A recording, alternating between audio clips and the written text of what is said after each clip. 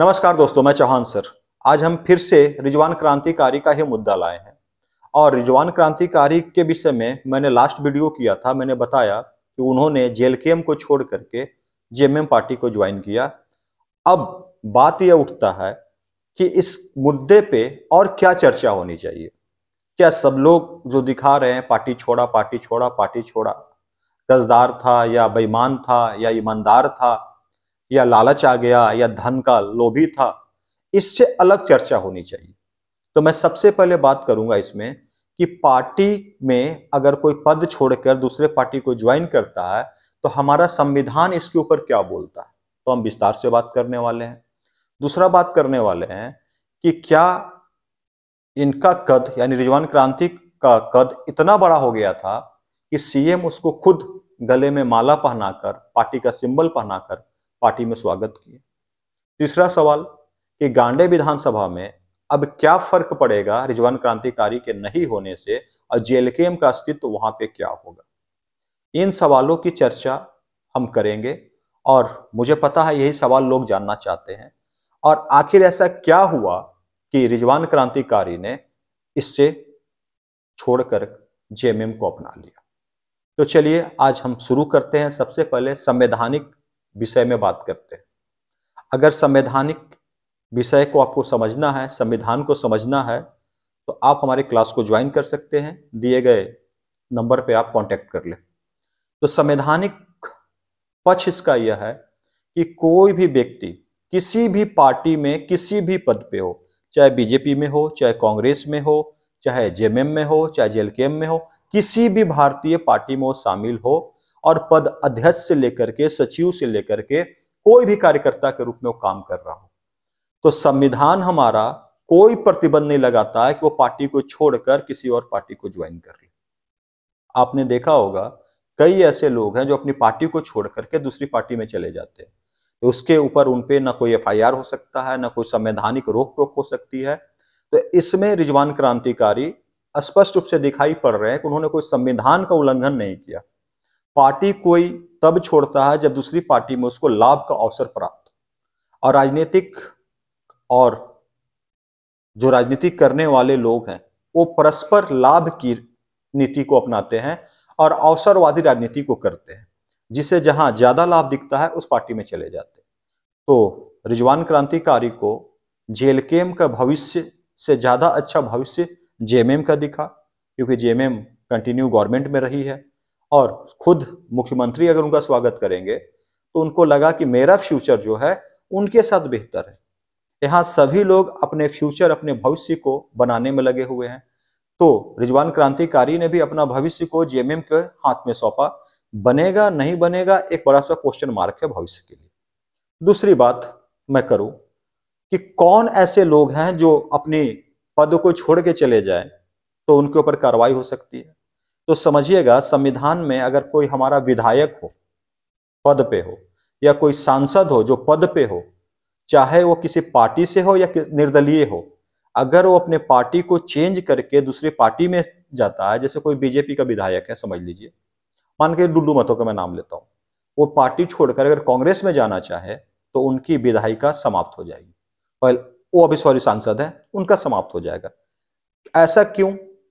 क्योंकि 1985 से पहले ये प्रक्रिया इतनी ज्यादा दोहराई जा रही थी, लाभ के लिए लोग इस पार्टी को छोड़कर दूसरी पार्टी में चले जा रहे थे और सरकार के ऊपर खतरा हो जा रहा था। तो भारतीय संविधान में 10वीं अनुसूची में एक कॉलम बनाया गया और जिसमें दल बदल विरोध के विषय में लिखा गया, और साथ ही 1985 में जब ये किया गया था तो ये हमारा संविधान संशोधन 52 था। बाद में इसमें और कुछ संशोधन किए गए हैं जिसपे हम कभी और चर्चा कर लेंगे। तो फिर से समझ लीजिएगा, कोई व्यक्ति अगर किसी पार्टी में किसी पद पे हो, वो पार्टी को छोड़ के जा सकता है, हमारा संविधान उसे नहीं रोकेगा। अगर कोई व्यक्ति मंत्री पद पे हो यानी विधायक हो या सांसद हो, अगर वो अपनी पार्टी को छोड़कर दूसरी पार्टी को ज्वाइन करता है तो उसकी सदस्यता रद्द हो जाती है। यहाँ पे संविधान उसको प्रतिबंधित करके रखता है तब तक जब तक वो 2/3 बहुमत के साथ दूसरी पार्टी में न चला जाए। और जब किसी एक पार्टी के 2/3 सदस्य, जैसे अभी महाराष्ट्र में आपको देखने को मिला कि महाराष्ट्र के ही एक बड़े पार्टी शिवसेना के लोग 2/3 बहुमत के साथ ही चले गए थे और लास्ट में उन्होंने पूरा का पूरा पार्टी ही हाईजैक कर लिया। और कई बार ऐसा देखने को मिला है, तो इस पे अब चर्चा मैं रोकता हूं। और शायद संवैधानिक पहलू को आप समझ चुके होंगे, तो रिजवान क्रांतिकारी ने संवैधानिक पहलू से कोई गलती नहीं किया। रिजवान क्रांतिकारी ने गलती कहां से किया है, पहले इस वीडियो को देखिए फिर उसको समझिएगा। एक टाइगर जयराम, दूजा क्रांतिकारी रिजवान। प्रेमचंद लिखे ईदगाह, प्रेमचंद लिखे ईदगाह, रघुपति राघव गाए रसखान, दो शरीर एक जान, एक टाइगर जयराम, दूजा क्रांतिकारी रिजवान। अभी आपने जो वीडियो देखा, इसमें रिजवान क्रांतिकारी और जयराम महतो दिखाई दे रहे हैं। दोनों के बीच में काफी अच्छी दोस्ती है, काफी अच्छे संबंध हैं और पार्टी में दोनों का पद काफी बड़ा था। रिजवान क्रांतिकारी को जयराम महतो ने एक बड़ा फेस बनाया मुसलमानों के लिए और उनको उम्मीद था कि मुसलमानों का वोट रिजवान क्रांतिकारी के बल पे मिलेगा। अब रिजवान क्रांतिकारी ने जो यहाँ जयराम महतो के साथ किया, इसे लोग बेवफाई बोल रहे हैं, गद्दारी बोल रहे हैं, धोखा बोल रहे हैं, विश्वासघात बोल रहे हैं। तो पर्सनल रिलेशनशिप में ये हो सकता है कि हो सकता है धोखा दिया हो, लेकिन अगर रिजवान क्रांतिकारी के विषय में सोचे, वो अपना फ्यूचर जेलकेम के साथ नहीं देख पाए तो चले गए। रिजवान क्रांतिकारी ने गलती क्या किया कि पर्चा भरने के बाद जब अंतिम तिथि आ गई, उस अंतिम तिथि के बाद जब पार्टी को छोड़ा, ये उनकी गलती है। तो यहां से वो विश्वासघाती माने जाएंगे, क्योंकि गांडे विधानसभा में उन्होंने जेलकेम पार्टी को पूरी तरह से बर्बाद कर दिया और पूरी तरह से जेएमएम के फेवर में काम किया। तो आपको बता दूं कि 15 दिन पहले से ये प्रक्रिया चल रही थी, यानी जिस दिन उन्होंने ज्वाइन किया है उस दिन से 12 या 13 दिन पहले से प्रक्रिया चल रही थी। कहा यह जा रहा है कि जेएमएम से किसी ने उनसे संपर्क नहीं साधा, इन्होंने स्वयं टेलीफोनिक माध्यम से जेएमएम से संपर्क साधा कि हम आपके साथ ज्वाइन करना चाहते हैं, हम आपकी पार्टी में आना चाहते हैं। जेएमएम को यहाँ पे क्या दिखाई दिया कि 27% जो वोट है गांडे विधानसभा में, वो मुसलमानों का वोट है, जो लगभग 72,000 पड़ता है। अगर ये मुसलमान होकर के मुसलमानों का वोट काट लिया 15 से 20,000 भी, तो हो सकता है कल्पना सोरेन की सीट पे खतरा हो जाए। तो जेएमएम को तो हाथ में लड्डू मिल गया, जेएमएम के जब लड्डू मिल गया तो जेएमएम लड्डू तो खाएगा ही, रिजवान को अपने पास बुला लिया, बात खत्म। अब क्या हुआ कि जो मुसलमानों का वोट बंटने का डर था, वो मुसलमान का वोट अब जेएमएम प्लस कांग्रेस के गठबंधन को जाएगा और बीजेपी के साथ जो मुकाबला होगा, उस मुकाबला में कल्पना सोरेन वहां पे मजबूत दिखाई दे रही है। क्योंकि पिछले बार का जो अंतर था वो 25,000 के अंतर से वो जीती थी, लगभग 25 से 26 के बीच में। अगर इधर से वोट कट जाता 20-25, तो हो सकता है कल्पना सोरेन के सीट पे खतरा मंडराता। इसलिए जेएमएम ने उनको बुला लिया, इसलिए नहीं कि उनका पार्टी में कद बड़ा हो गया था या राज्य में बड़ा कद हो गया था, इसलिए नहीं। जेएमएम ने अपने एक सीट गांडे विधानसभा को सुरक्षित करने के लिए, सेव करने के लिए इनको पार्टी में शामिल कर लिया। आज मैं सारे सवालों का जवाब दे रहा हूं, ध्यान से सुनिएगा। ये हुआ एक चीज। अब हम बात करने वाले हैं कि हेमंत सोरेन ने ही क्यों उनको माला पहनाया, पार्टी का सिंबल पहनाया। तो अभी आपने देखा होगा कि हेमंत सोरेन खुलकर सबके सामने आ रहे हैं और खुद जो पार्टी में उनका शामिल होना चाह रहे हैं उनको माला पहना रहे हैं। तो इसमें रिजवान क्रांतिकारी कोई पहला व्यक्ति नहीं है। आप अमित कुमार को देख लीजिए जो सिल्ली से चुनाव लड़ रहे हैं, आप लुइस मरांडी को देख लीजिए जो बीजेपी छोड़कर आए, या हम इनको देख लीजिए रिजवान क्रांतिकारी को, तो खुद से पहना रहे हैं। तो ये एक पार्टी के अगर मुखिया कुछ ऐसा काम करे तो पार्टी के लिए बहुत अच्छा साइन जाता है और लोग पार्टी को ट्रस्टवर्दी मानते हैं कि मुखिया खुद लोगों को शामिल कर रहा है, और जो शामिल होते हैं उनका पार्टी के ऊपर भरोसा बढ़ जाता है और दुगनी मेहनत से वो काम करते हैं। इस कारण से उन्होंने उसको पार्टी में शामिल किया।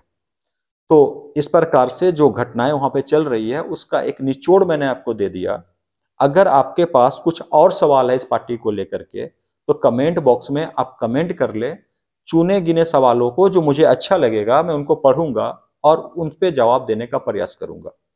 अभी मैंने कई कमेंट पढ़ा कि आप लोग बहुत इमोशनल हो रहे थे जेलकेम को लेकर के और रिजवान क्रांतिकारी के ऊपर। कई लोगों ने कुछ नेगेटिव प्रश्न भी हमसे पूछे हैं, तो मैं सिंपल सा जानता हूँ नेगेटिव प्रश्न का जवाब देना मैं उचित नहीं समझता कि मैं आपको दूं, बट अगर आपके कमेंट अच्छे होंगे तो मैं उस पर जवाब देना जरूर चाहूंगा। दूसरी बात एक और मैं कर लेना चाहता हूं कि रिजवान क्रांतिकारी के जाने से जेलकेम को कितना नुकसान होगा। तो मैं खुल के स्पष्ट कर दूं कि रिजवान क्रांतिकारी ही मुस्लिम का सबसे बड़ा फेस थे इनके लिए। अब हर विधानसभा में जेलकेम को मुस्लिम वोट का नुकसान तो होने वाला है। भले ही लोग बोले कि डैमेज कंट्रोल हो जाएगा, कोई और नेता आएगा वो वोट मांगेगा, नहीं। मुसलमानों के बीच में क्या मैसेज दिया जाएगा कि अब सामने देखिएगा, प्रतिक्रिया आ जाएगी। कुछ दिन बाद रिजवान क्रांतिकारी खुद आएंगे और जयराम भी खुद आएंगे। दोनों तरफ से खूब बहस भी चलेगी, बहसबाजी भी होगी, आरोप प्रत्यारोप का दौर चलेगा, जिसमें रिजवान क्रांतिकारी ये बोलते हुए प्रतीत होंगे कि हमारे साथ सही संबंध नहीं था, मुसलमानों के प्रति रवैया सही नहीं था, इंटरनल मैटर कुछ और था। ये सब बातें आएंगी और मैं अभी बोल रहा हूँ ये सब बातें आने वाली है। ये सब चीजें जब आएंगी तो हो सकता है मुसलमानों का जो वोट बैंक है वो खिसक जाए, जो जयराम ने अभी तक बनाया था। लेकिन मुझे एक साफ फेस दिखाई दे रहा हरियाणा का। हरियाणा में अभी इलेक्शन में क्या हुए, मुसलमानों का वोट संगठित रूप से कांग्रेस को गया। एकदम क्लियर सुन लीजिएगा, मुसलमानों का वोट संगठित रूप से कांग्रेस को गया। तो हरियाणा के इलेक्शन को देखते हुए समझ में आ रहा है कि राहुल गांधी ने जो मेहनत की थी, हिंदू मुसलमान एक है, सबको एक लेके चलने का, तो मुसलमानों को तो उन्होंने एक कर लिया अपने पक्ष में, ओबीसी को वोट को अपने पक्ष में करने का प्रयास किया है, एसटी एससी के वोट को अपने पक्ष में प्रयास किया है। लेकिन उधर का वोट कितना सफल हुआ ये तो मैं नहीं बता सकता, लेकिन मुसलमानों को अपने फेवर में करने का जो उनका प्रयास था वो सफल रहा। तो इस बार जो झारखंड में मुसलमानों का वोट है, जिसे भी पड़ेगा एक मुश्त पड़ेगा, वोट बटेगा नहीं, जैसा कि पिछले बार बट गए थे। तो रिजवान क्रांतिकारी का असर अब ज्यादा नहीं होने वाला, और रिजवान क्रांतिकारी का भविष्य क्या है जेएमएम के साथ, ये आने वाले समय में आपको पता चल जाएगा। अगर आपको आज का प्रोग्राम अच्छा लगा हो तो चैनल को सब्सक्राइब कर ले, वीडियो को लाइक कर ले। बड़े मेहनत करके हम बनाते हैं, रिसर्च करके बनाते हैं, और हमारा मकसद होता है कि संविधान के विषय में आपको कुछ ना कुछ जानकारी देते जाएं। अगर संविधान सच में आपको सीखना है ना तो एक बार आ जाइए। आपको यथास्थिति किसी वीडियो के माध्यम से नहीं, आप खबर पढ़ोगे खुद अंदाजा लगा लोगे कि अब क्या होने वाला है। धन्यवाद, नमस्कार, जय हिंद दोस्तों।